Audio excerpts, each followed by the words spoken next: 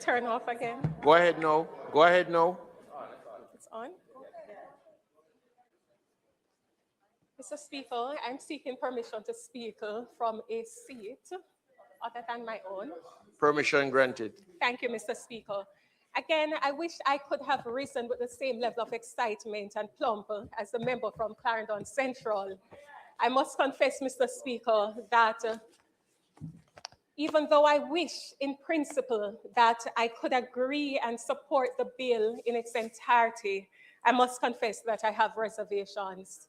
Clearly, there can be no dispute that we support the need to increase the payments to jurors in terms of their stipend. There can be no serious debate about that. We support that. I hesitate, however, Mr. Speaker, as it relates to Section 42A, which speaks to a trial without a jury.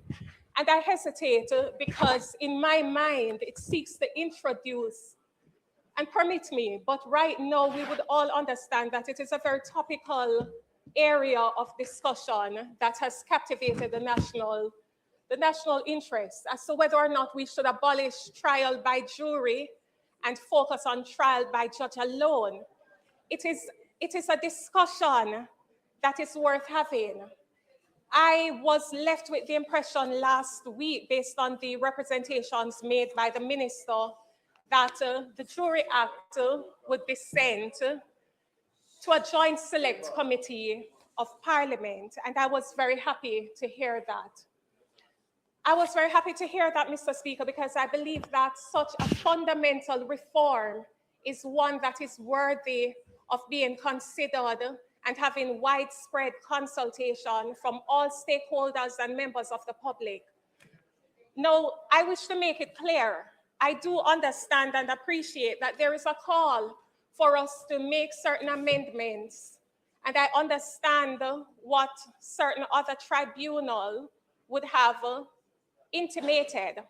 I understand the call from various parts coming from practitioners across the island, but I feel very strongly, Mr. Speaker, that it is only good practice and good governance that if we're going to send a bill to Joint Select Committee to have a comprehensive overview of the bill, of the act, then why not send it to Joint Select Committee first and then allow us as members in this House to have a thorough and in-depth discussion as to be able to make a more informed decision.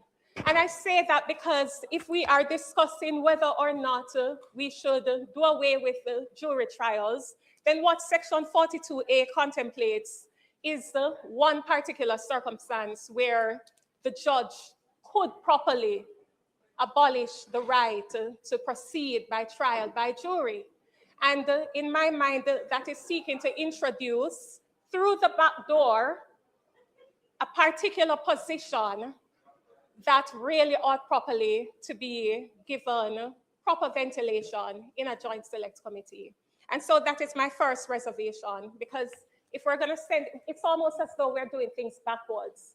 We're going to be passing this bill, and then we're going to joint select committee to look at whether or not we should abolish trial by jury, even though we are passing a section which actually abolishes trial by jury. So let me make it clear for those who may perhaps have difficulty comprehending. I wish to make it clear that we are not stating at this point that we're opposed to the section as it stands. We're opposed to the process by which we are proceeding with this particular bill. So that is the issue. But understanding that we are where we are, having looked at Section 42A, it does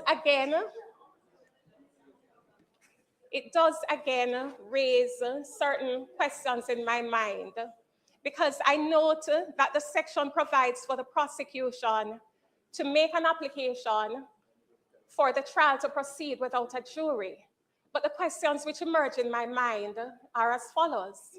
Why not allow for the defense to have an opportunity to make that application if it so desires? Why not allow for the judge on its own volition to make that particular determination if it so desires. Why does a section seek to limit this opportunity to make an application to only the prosecution and the prosecution alone? And it is worthy of consideration, Mr. Speaker, because when I reviewed the Criminal Justice Administration Act, which allows for the defense to opt to proceed by way of trial without a jury, that only applies if that position is taken or that election is made prior to a jury being empaneled. Once a jury is empaneled, that option is off the table. And so it's important that if there is going to be this option being provided for in the Jury Act, then the prosecution, the defense, and the judge ought to be afforded an opportunity to make that application.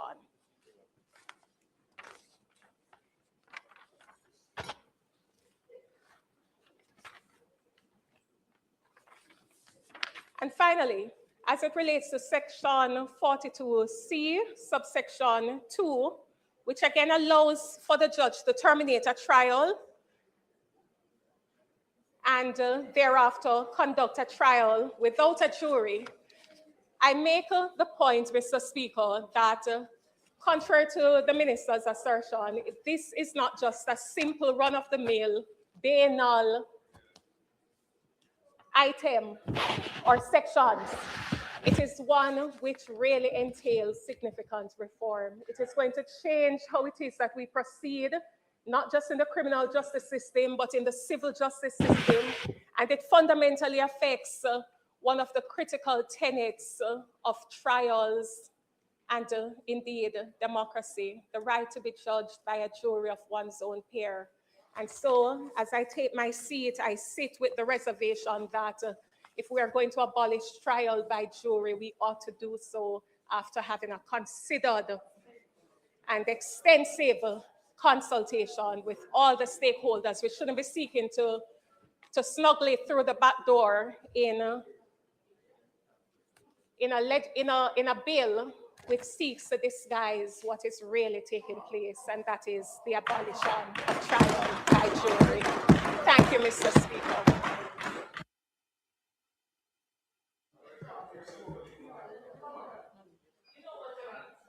Mr. Chair, Mr. Speaker, sorry. Mr. Speaker, that's true. I rise to support the bill and act to amend the Jury Act, Mr. Speaker. I must add, Mr. Speaker, that I do not share the same pessimism as the member from St. Elizabeth Northeast, I believe. And I'll be very quick because I see the member from Portland Eastern with his podium. But, Mr. Speaker, in supporting this bill, I just want to highlight the section that allowing for the continuation of a jury trial by a judge alone in special circumstances, and that is important. It is in special circumstances. And I believe that this serves the interest of justice. It saves on scarce judicial resources, time, and expense. And so all in all, it's in the interest of the ends of justice. And so I think this is particularly important in our justice system. I also would like to highlight the issue, the section that deals with the increase in the stipend. That is important because it offers encouragement to persons who have been summoned to serve. There's an economic cost to persons who are summoned to serve. I mean, if you think about a farmer having to leave his farm, if you think about a shopkeeper, if you think about a vendor, just think about a wide range of small businesses, of small business operators. There is an economic cost to it. And so I believe $2,000 increasing to $2,000 is approximately 200% increase or thereabout. And if you're empaneled, then it's $6,000. I believe that this will serve to encourage persons to want to serve or to serve. The final point I would like to make, Mr. Speaker, is just to encourage persons who are summoned to serve. Encourage them to serve. It is good experience. It is good experience, and also it's a good discharge of your civic duty. Thank you very much, Mr. Speaker.